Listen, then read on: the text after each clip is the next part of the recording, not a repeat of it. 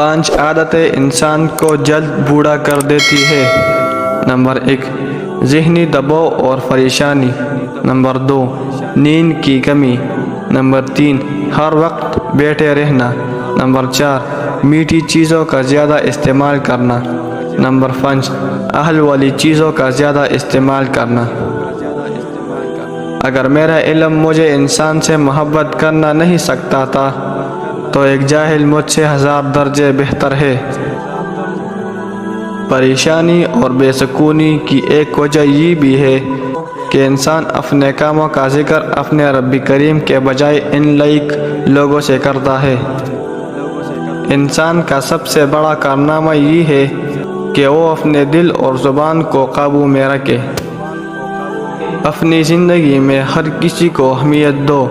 جو اچھا ہوگا وہ خوشی دے گا اور جو برا ہوگا وہ سبق دے گا۔